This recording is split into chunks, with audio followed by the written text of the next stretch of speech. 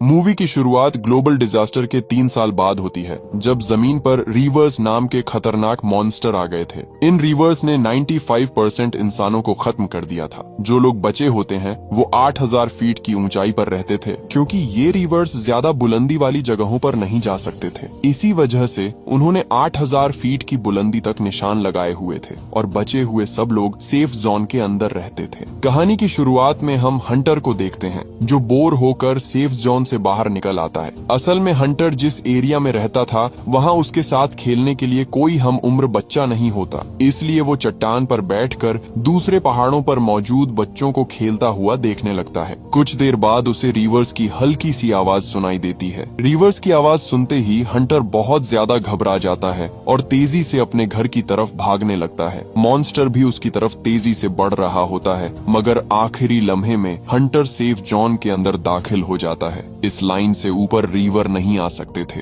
इसके बाद हमें पहाड़ की चोटी पर हंटर का गांव दिखाया जाता है, जहां पर 200 से भी कम लोग रहते हैं। ये गांव 8460 फीट की बुलंदी पर वाक़ होता है। हंटर अपने वालिद विल को बताता है कि वो आज सेफ जोन की लाइन के पार चला गया था, मगर वहाँ रीवर आ गए और वो मरते मरते बचा। विल उसे प्यार से समझाता है कि आइंदा ऐसी गलती कभी मत करना, और ये भी याद रखो कि तुम्हें रोजाना ऑक्सीजन की जरूरत होती है, इसीलिए दूर मत जाया करो। विल की बीवी को रीवर्स ने मार दिया था और अब वो अकेले ही हंटर का ख्याल रखता है। इसके बाद हम विल की दोस्त केटी को देखते हैं, जो जंगल में शिकार करने आए होते हैं। केटी एक ही गोली में हिरन का शिकार कर लेती है। जिंदा रहने के लिए उन्हें रोजाना शिकार करना पड़ता है, क्योंकि रीवर्स की वजह से वो किसी दूसरे शहर भी नहीं जा सकते थे। इसीलिए वो खुद फार्मिंग करते हैं और फिशिंग भी किया करते और बड़ी मुश्किल से अपनी जिंदगी गुजार रहे होते हैं। विल के सामने वाले घर में नीना रहती है, जो एक साइंटिस्ट है। वो 3 सालों से एक्सपेरिमेंट्स कर रही है ताकि रीवर्स की कमजोरी का पता चल सके और ये भी कि उन्हें गन से किस तरह मारा जा सकता है। मगर 3 साल गुजरने के बावजूद अब तक वो कुछ समझ नहीं पाई, लेकिन फिर भी उसे उम्मीद है कि एक दिन वो इन रीवर्स को हमेशा के लिए खत्म कर देगी। एक रात हंटर की तबीयत बहुत ज्यादा खराब हो जाती है,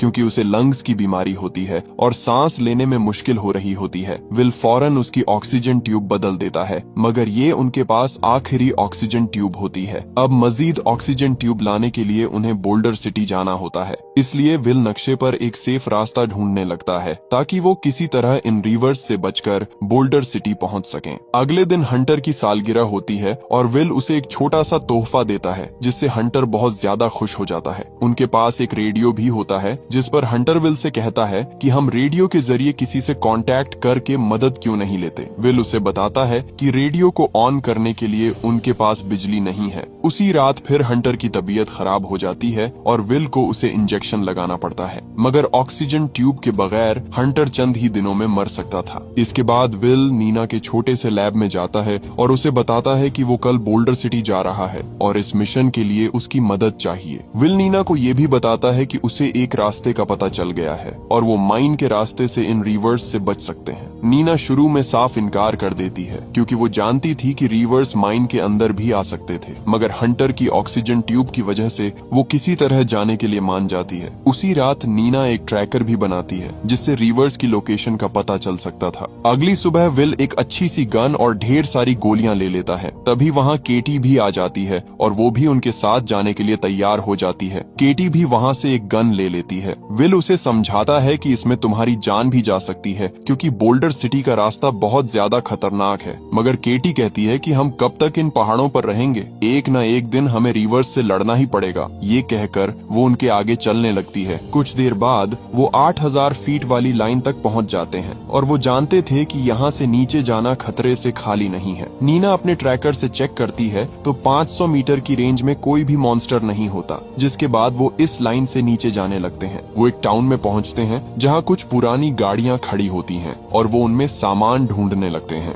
विल को एक ग्रेनेड लॉन्चर मिलता है, जो वो केटी को दे देता है। नीना को रीवर्स की बॉडी का एक छोटा सा टुकड़ा मिलता है, जो लोहे से भी ज्यादा मजबूत होता है, और वो उसे अपने पास रख लेती है। इसके बाद वो बोल्डर सिटी की तरफ बढ़ने लगते हैं। रास्ते में उन्हें ढेर सारे घोड़े नजर आते हैं। ये देखकर वो हैरान हो जाते हैं कि रीवर्स उन्हें कुछ नहीं कहते, वो सिर्फ इंसानों को ही मारते हैं। फिर वो एक और जगह पर पहुंचते हैं, जो सेफ जोन से 400 फीट नीचे होती है। वहाँ विल बताता है कि सेफ जोन में जाने के लिए कम से कम 15 मिनट लग सकते हैं। उसी टाइम नीना ट्रैकर चेक करती है तो उसे पता चलता है कि एक रिवर्स उनके पास कहीं आ चुका है। ये देखकर वो सब तेजी से भागने लगते हैं। विल चेयर लिफ्ट के स्टेशन पर पहुंचकर उसे ऑन करने की कोशिश करता है, मगर वो ठीक से काम नहीं कर रही होती। दूसरी तरफ केटी के पास ग्रेनेड लॉन्चर होता है। वो जल्दी से उसे रीलोड करती है। जैसे ही रिवर्स जंगल से बाहर आता है, केटी उस पर ग्रेनेड फायर करती है, मगर रिवर्स को उससे कोई फर्क नहीं पड़ता और वो तेजी से उनकी तरफ बढ़ने लगता है। उसी लम्हे नीना किसी तरह लिफ्ट को ऑन कर लेती है। विल और नीना लिफ्ट पर बैठकर ऊपर की तरफ जाने लगते हैं। केटी चेयर लिफ्ट के एक खंबे पर चढ़ जाती है और जैसे ही वो दोनों करीब आते हैं, वो जंप लगा देती है। विल उसे मजबूती से पकड़ लेता है। वो सिर्फ 50 फीट ही सेफ जोन से दूर होते हैं कि रिवर्स एक केबल को पकड़कर जोर जोर से हिलाने लगता है, जिससे वो तीनों चेयर लिफ्ट से नीचे गिर जाते हैं। वो जल्दी से उठकर फुल स्पीड से सेफ जोन की तरफ भागने लगते हैं। रिवर्स भी तेजी से उनके पीछे आ रहा होता है, मगर आखिरी लम्हे वो तीनों 8000 फीट वाली लाइन पार कर लेते हैं। रात के टाइम वो एक सुनसान रिजॉर्ट में पनाह लेते हैं। वहाँ नीना उन्हें बताती है कि रिवर्स ने सिर्फ 1 महीने के अंदर 95% इंसानों को खत्म कर दिया है। सबसे अजीब बात ये थी कि रिवर्स इंसानों को खाते नहीं थे, बस बेदर्दी से मार देते थे। और नीना को इसका जवाब ढूंढना होता है ताकि वो इन रिवर्स को मारने का कोई तरीका ढूंढ सके।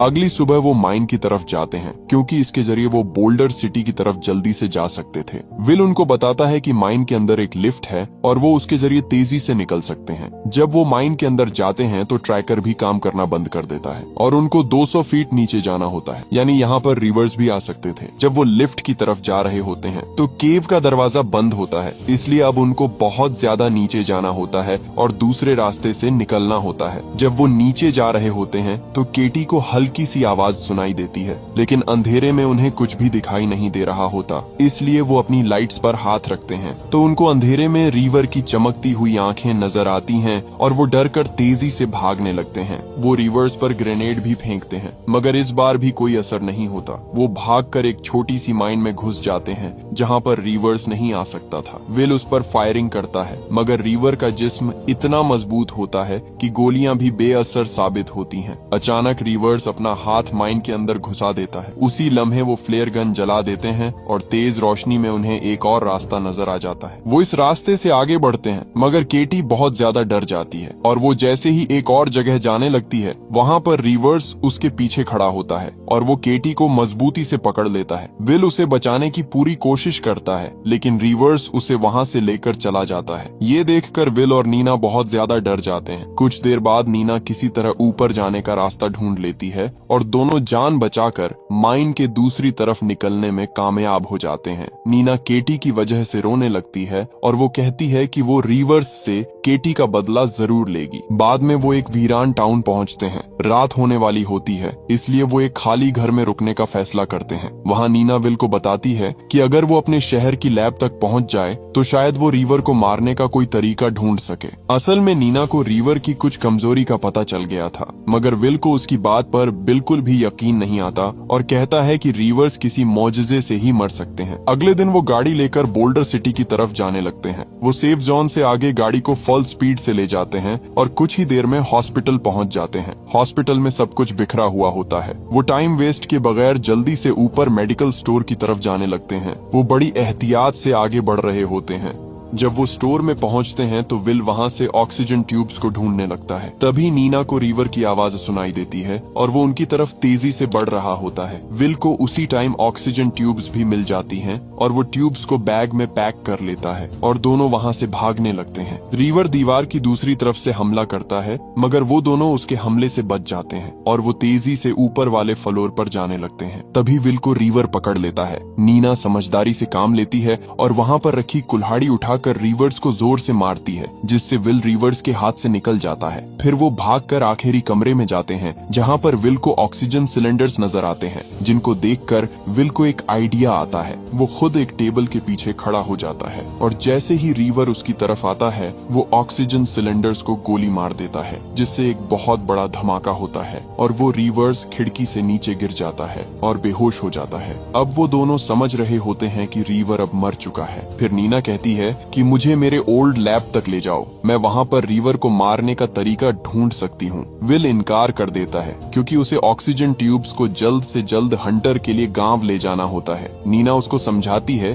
कि एक न एक दिन हमें इनसे लड़ना तो होगा, कब तक हम इन पहाड़ों की चोटी पर फंसे रहेंगे। विल उसकी बात समझ जाता है और फिर वो लैब की तरफ जाने लगते हैं। जैसे ही वो दोनों वहाँ से जाते हैं, रिवर्स फिर से होश में आ जाता है। लैब भी सेफ जोन से बाहर होती है, इसलिए रिवर्स किसी भी टाइम यहाँ आ सकते थे। वो लैब के अंदर जाते हैं। नीना ने पहले से ही सब कुछ सोचा हुआ होता है। वो जल्दी से सब कुछ इकट्ठा करती है और उस केमिकल को बुलेट पर लगा देती है, और जब फायर करती है तो वो भी काम नहीं करता। तब विल कहता है हमें वापस चलना चाहिए। नीना कहती है कि तुम वापस गांव चले जाओ क्योंकि हंटर को ऑक्सीजन ट्यूब्स की सख्त जरूरत है। मैं तब तक वापस नहीं जाऊंगी जब तक कोई हल न ढूंढ लूं। विल कहता है तुझे यहाँ रिवर्स मार देंगे। नीना कहती है मैं अकेली ही बची हूँ, मेरी कोई फैमिली भी नहीं है, अगर मैं मर भी गई तो किसी को कोई फर्क नहीं पड़ेगा, तुम जाकर अपने बेटे को बचाओ। विल भी उसकी बात मान जाता है और ये सुनकर विल अकेला ही गांव की तरफ गाड़ी पर फुल स्पीड से जाने लगता है। अभी विल रास्ते में ही होता है कि गाड़ी का टायर पंक्चर हो जाता है, जिसकी वजह से गाड़ी उलट जाती है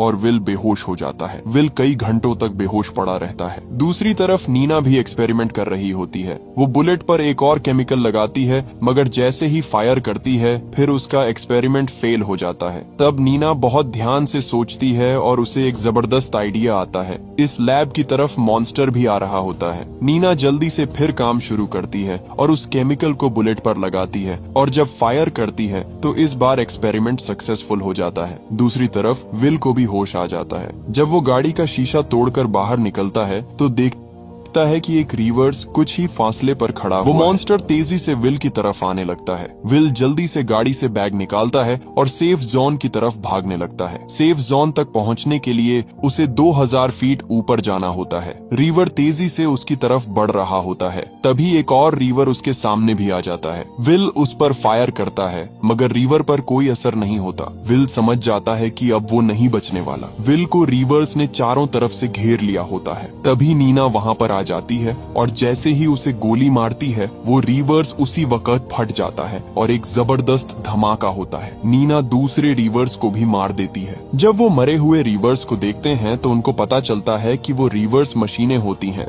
जिनमें प्रोग्रामिंग की गई होती है, और वो प्रोग्रामिंग की वजह से ही सिर्फ इंसानों को मारते थे और 8000 फीट से ऊपर नहीं जा सकते थे। फिर वो अपने गांव में वापस आते हैं और इन रिवर्स के खिलाफ जंग का ऐलान करते हैं। वो एक फ्लैग भी लगा देते हैं ताकि दूसरे गांव वाले लोग उसे देख सकें। उनके सामने वाले लोग उस फ्लैग को देख लेते हैं और वो समझ जाते हैं कि अब रिवर्स खत्म होने वाले हैं। वो सब मिलकर ढेर सारी एक खास तरह की बुलेट्स बनाते हैं और फिर इन रिवर्स को मारने निकल पड़ते हैं। वो जंगल में मौजूद सभी रिवर्स को मार देते हैं और इसी के साथ कहानी खत्म हो जाती है। अगर वीडियो अच्छी लगी हो तो वीडियो को लाइक और चैनल को सब्सक्राइब जरूर कीजिएगा।